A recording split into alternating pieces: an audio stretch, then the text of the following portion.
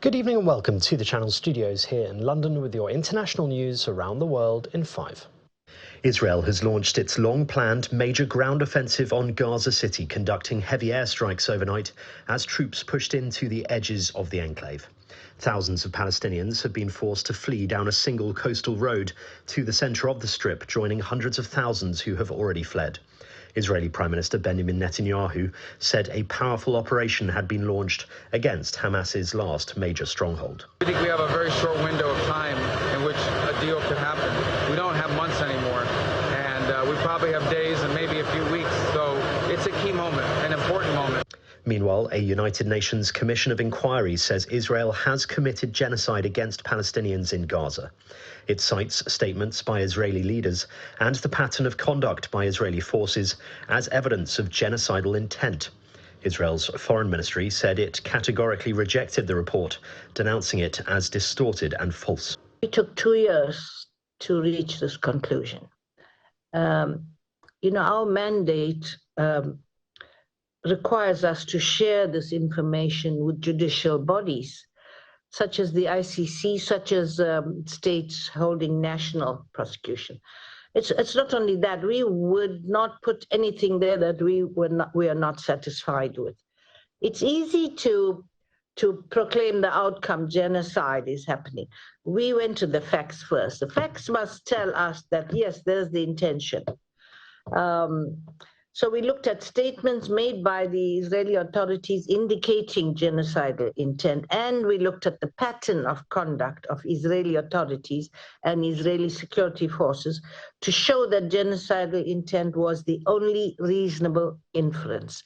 That test, that it must be the only reasonable inference. A judge in New York State has dismissed 2 terrorism charges against Luigi Mangione, the alleged killer of the United Healthcare CEO Brian Thompson. He said prosecutors had failed to establish that there was enough evidence to justify terrorism-related murder charges that they sought against him. Mangione is accused of gunning down Thompson on a busy Manhattan street in December last year. In addition to the New York State criminal proceedings, Mangione also faces federal murder charges, which could lead to the death penalty. Donald Trump has said he will sue the New York Times for €15 billion over what the US president calls defamation and libel. It comes a week after he threatened to sue the paper over its reporting of a suggested note and drawing he allegedly gave to paedophile Jeffrey Epstein. He said it had become a mouthpiece for the radical left Democratic Party. Mr. Trump added that his lawsuit was being launched in Florida, a Republican stronghold. A Kenyan High Court has issued an arrest warrant for a British national suspected of murdering a 21-year-old woman more than a decade ago.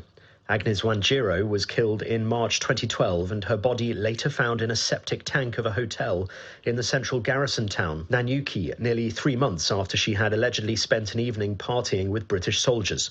Justice Alexander Mutetti said prosecutors had provided sufficient evidence to request that the suspect appear before a Kenyan court for trial.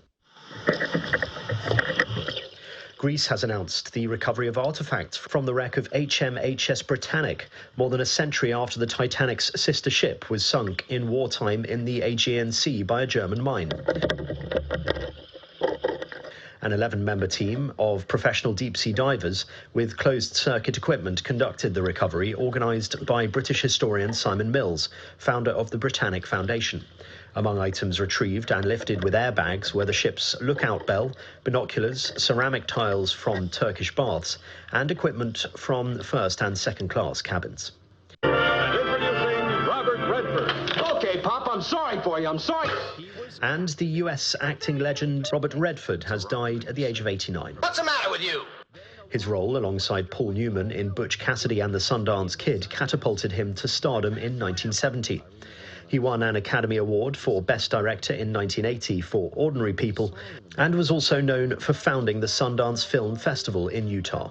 Redford's other roles included The Candidate, All the President's Men, Indecent Proposal, and The Way We Were. And that's your international news around the world in 5. Now back to the Channel Studios in Lagos.